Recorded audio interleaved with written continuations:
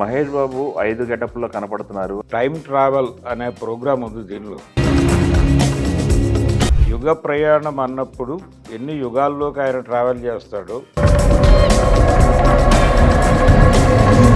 ద్వాపర యుగంలో ఎలా ఉంటాడు, ద్వాపరయుగం అంటే కృష్ణుడు.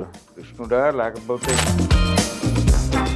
ఇది యుగ ప్రయాణం ఒక పర్పస్ఫుల్ జర్నీ అని చెప్తున్నారు. దశావతారాల్లో ఒక 5 గెటప్పుల్లో రాజమౌళి గారి ఊహ 3 గంటల్లో ఇప్పటి వరకు అయితే చెప్పడం లేదు, కానీ ఇప్పుడు మనకి చెప్తున్నటువంటి ఆర్టిస్టులు మాత్రమే కాదు.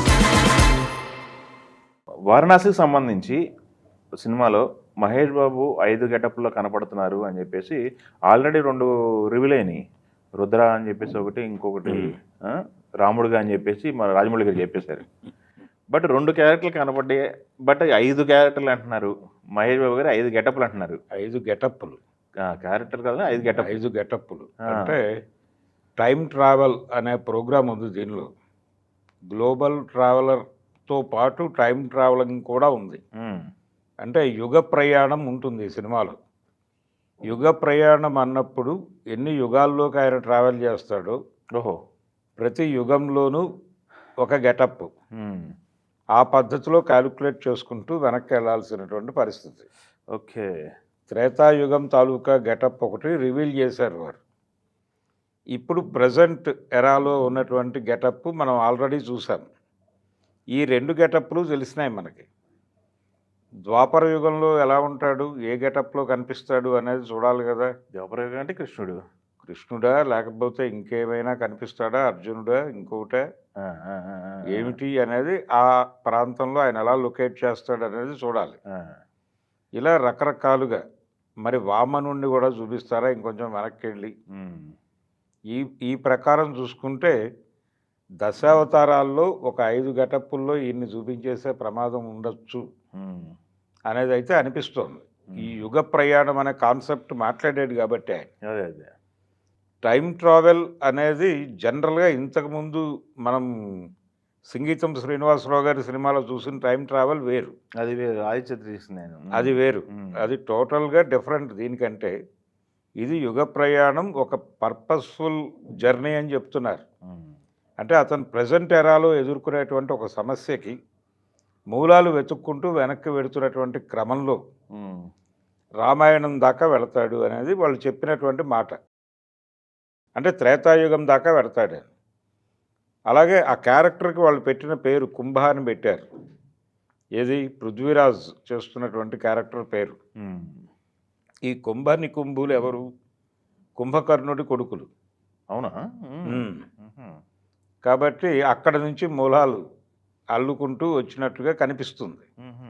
అలాగే వాళ్ళు రివీల్ చేసినటువంటి ఆ రోజు ఆ విజువల్ స్టేట్మెంట్లో కుంభకర్ణుడితో యుద్ధం చాలా కీలకంగా మారిన ఘట్టం ఒకటి చూపించారు.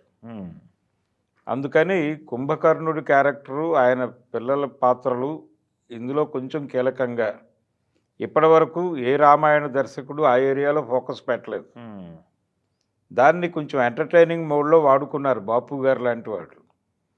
దాన్ని సీరియస్ ఎలిమెంట్గా మార్చి ఈ సినిమాలో చూపించబోతున్నారు అనేది ఒక అంచనా. కాబట్టి ఈ సినిమా రకరకాల అనుభూతుల్ని కలిగించటం అనేది జరుగుతుంది దీనిలో.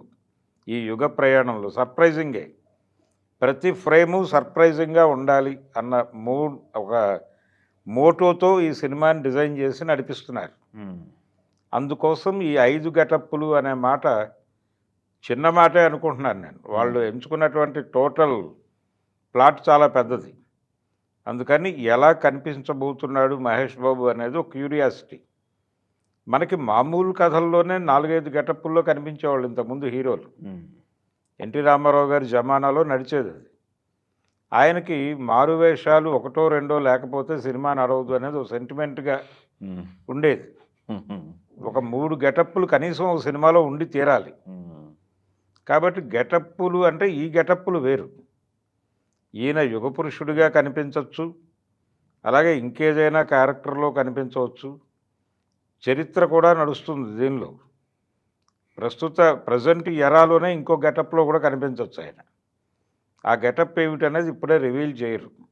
నెమ్మదిగా అది రాణా ప్రతాప్గా కనిపిస్తాడా, శివాజీగా కనిపిస్తాడా, ఎలాగైనా కనిపించవచ్చు.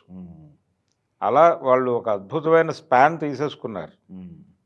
అంత స్పాన్లో సినిమా నడిపిస్తున్నప్పుడు హీరోని ఎక్కడెక్కడ లొకేట్ చేస్తారు అనేది కనిపెట్టడం అంత ఈజీ వ్యవహారం కాదు. ఇంత స్పాన్ ఉన్న సినిమా 3 గంటల సినిమాలో సరిపోతుందా?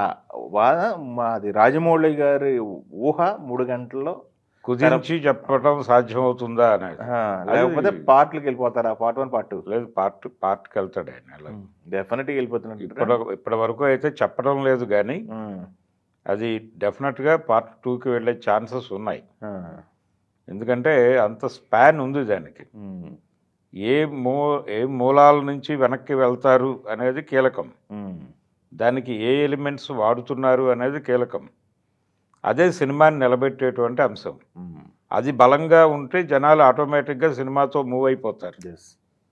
అందుకని ఈ 5 గెటప్లు అనేది పెద్ద విషయం కాదు అనుకుంటున్నాను. ఇది సర్ప్రైజింగ్ కాదు. స్క్రీన్లో ప్రతి సన్నివేశాన్ని చాలా క్యూరియస్గా నడుపుతారు. ప్రతిదీ సర్ప్రైజింగ్ ఎలిమెంట్ ఈ సినిమాలో. ఓకే, ఏది ఎలా నడుపుతాడు. ఇప్పటి వరకు పురాణాలు తీసినటువంటి కమలాకర్ కామేశ్వరరావు గారు కానీ వీళ్ళెవరూ పట్టించుకోని ఏరియాలో కేవీ రెడ్డి గారు, అలాగే కమలాకర్ కామేశ్వరరావు గారు, వీళ్ళెవరూ పట్టించుకోని ఏరియాలని పట్టించుకుని సినిమాలో చూపించేటువంటి ప్రయత్నం ఏదో చేస్తున్నారు. ఓకే, అందుకోసం ఇప్పటి వరకు వచ్చిన పురాణ చిత్రాలన్నీ చూసి, పౌరాణిక చిత్రాలన్నీ చూసి ఒక లైన్ ఆర్డర్ రాసుకుని ఆ ప్రకారం పెడుతున్నట్టుగా కూడా అనుమానం ఓకే ఈ సినిమాకి. ఓకే, సో విజయేంద్ర ప్రసాద్ గారి కంట్రిబ్యూషన్ చాలా ఉంది, ఆయన అధ్యయనం ఉంది. ఈ అధ్యయనాల నేపథ్యంలో ఎవరెవరు ఏ పాత్రలో కనిపిస్తారు, ఇప్పుడు మనకి బయట కనిపిస్తున్నటువంటి చెప్తున్నటువంటి ఆర్టిస్టులు మాత్రమే కాదు, ఇంకా చాలామంది తెర మీద కనిపిస్తారు. ఓకే, ఈ కనిపించిన ప్రతి ఆర్టిస్టు ఒక సర్ప్రైజింగ్ ఎలిమెంటే. అందుకని ఆడియన్స్ ఒక అద్భుతమైన అనుభూతి. 2 అవర్స్ అంటే వాళ్ళు 3 గంటల సినిమా అయితే 3 గంటలు పూర్తి స్థాయిలో వాళ్ళు పెట్టినటువంటి డబ్బులకి గిట్టుబాటు కలిగించేటువంటి సినిమాగా ఉండబోతుంది అది. Okay, thank you. అందుకని మహేష్ బాబు అభిమానులు తమని తాము లిమిట్ చేసుకోకుండా, ఇప్పుడు ఆయన ఎలాగైతే బిగ్ స్పాన్ తీసుకుని వెళ్ళిపోతున్నాడో వీళ్ళు కూడా ఆ స్పాన్లో ఆలోచించాలి. Okay, thank you. చిన్న చిన్న విషయాలకు సర్ప్రైజ్ అవ్వకూడదు ఇంకా. ఓకే.